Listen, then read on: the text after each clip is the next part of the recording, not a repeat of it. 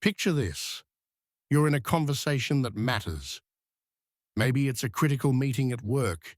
Maybe it's an intimate moment with someone you love.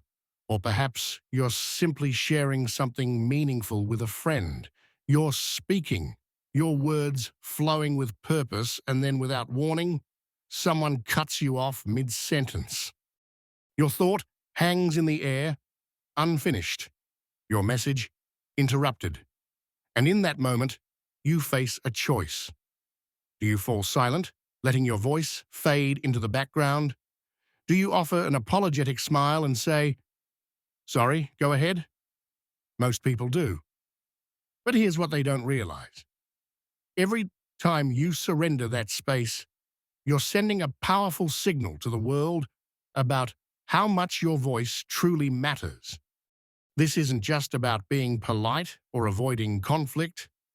This is about power, about presence, about commanding the respect you deserve.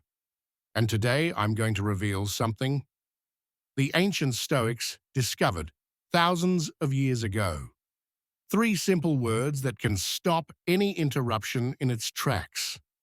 3 words so powerful that Marcus Aurelius, Seneca, and Epictetus used them to command attention in the most challenging circumstances.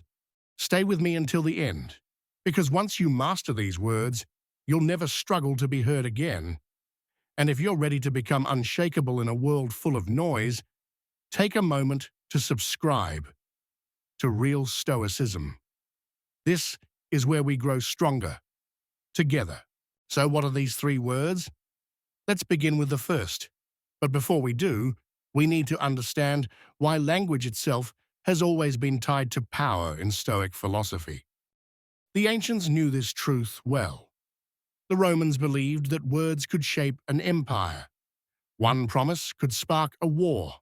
One command, spoken at the right time, could save thousands of lives. Seneca wrote to Lucilius, "Brevity and calm in speech carry more force than the loudest cries of the crowd. Not volume, not noise, but calm authority." And it's still true today.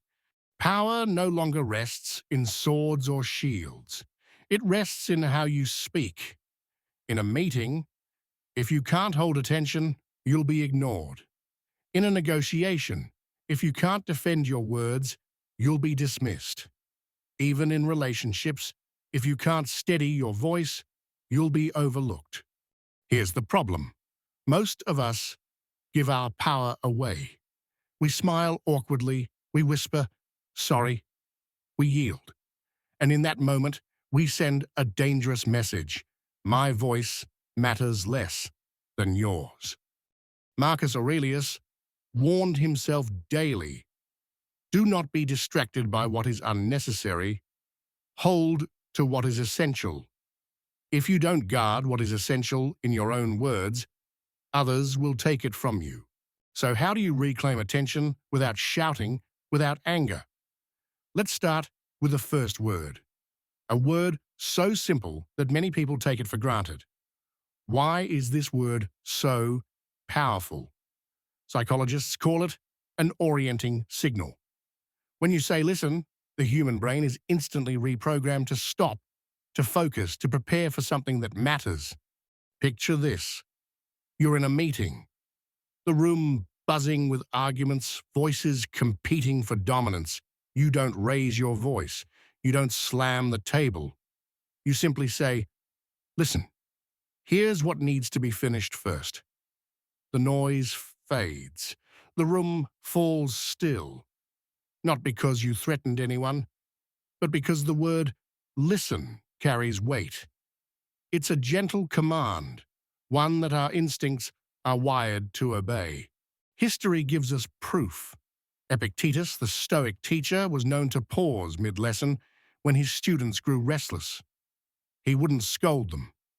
He wouldn't shout. He would simply scan the room, lift his gaze, and say slowly, "Listen." And in that single word, order was restored. Silence became his ally. Centuries later, Martin Luther King Jr. echoed the same principle. In his legendary "I have a dream" speech, he often began with the phrase, "Now listen." Thousands of people, chanting, clapping, shouting. Yet, at those words, they leaned in. The crowd surrendered its noise to the gravity of his voice. That's the lesson. When you use listen, you remind others that your words carry value. You're not asking permission. You are declaring presence. But listening alone is not enough. Attention fades quickly unless it's anchored to meaning. You must show people why they should care, why your words deserve priority. That's where the second word enters, and it will shift the hierarchy of any conversation. Interruptions happen because people believe their thoughts matter more than yours. They assume what they have to say is urgent, while what you're saying can wait. But the moment you use the word important, that assumption collapses. You shift the hierarchy of the conversation. You create weight, and the brain responds. Neuroscience shows that when something is labeled as important, the mind prioritizes it. Attention sharpens. Focus deepens. Picture this scene. You're presenting an idea, and someone cuts in. Instead of fading, you say calmly. The important point is this. Instantly, the interruption loses force.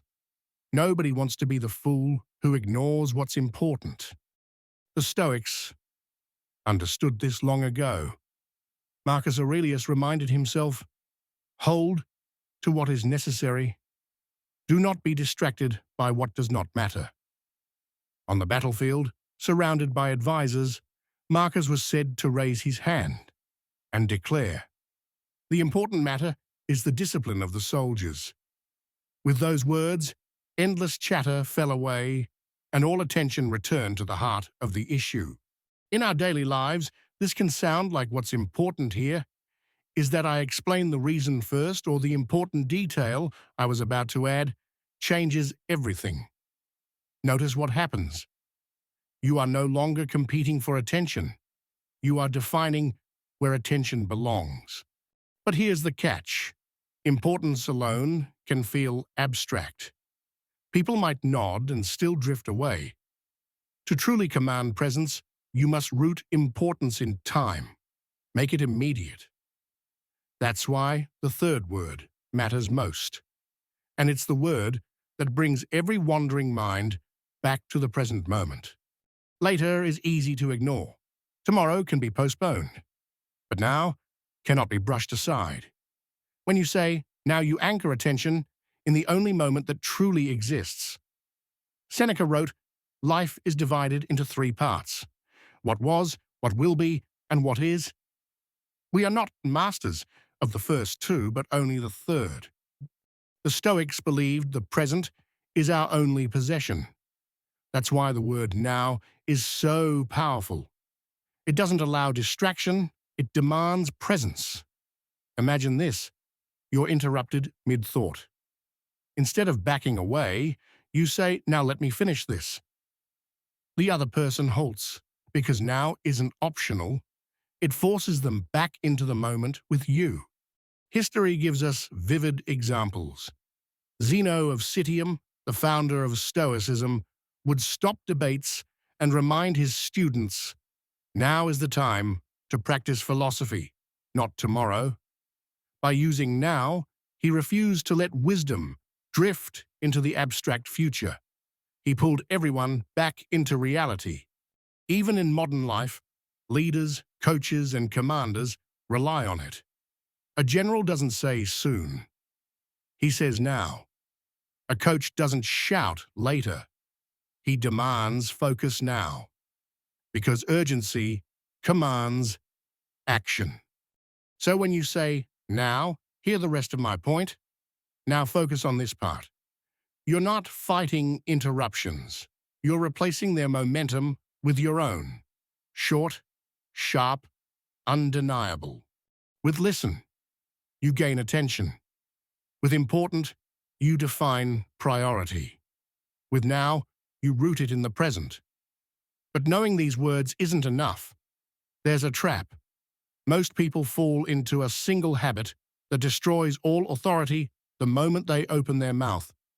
And that trap is the word sorry. Think about how many times you've done this. You're interrupted, and almost without thinking, you whisper, "Sorry, go ahead." It feels polite. It feels safe. But beneath the surface, it is devastating. Because every time you use sorry in that moment, you are not just apologizing. You are asking permission to exist in the conversation. You are teaching the other person that their words deserve space while yours can be brushed aside. Epictetus warned, "No one can diminish you without your consent." And when you surrender with sorry, you are giving that consent away. Picture it. In a meeting, your idea is cut off. You reply, "Sorry, continue." In that instant, your influence vanishes. The room no longer sees you as the one holding value. They see you as background noise. Or at home, you share something close to your heart. Your partner interrupts, and you answer, "Sorry, please finish." You've just told them, "My feelings matter less." Do this often enough, and people will believe it. They'll keep stepping over your voice, not because they're cruel, but because you've trained them to. The Stoics understood that authority isn't forced, it is embodied. Seneca reminded us that calm brevity persuades more deeply than anger, but calm authority is not the same as surrender. So the real danger of sorry is not weakness in a single moment. It's the slow erosion of your presence over time, which raises the question, if sorry is the trap, what is the alternative? There is one phrase just as short, just as simple, but instead of shrinking your voice, it expands it. And that phrase is, listen, there's more. So if sorry is the trap, what's the way out? It comes down to a single phrase. Short, clear, powerful. Listen, there's more. Imagine you're in a meeting. You share an idea, then someone cuts in.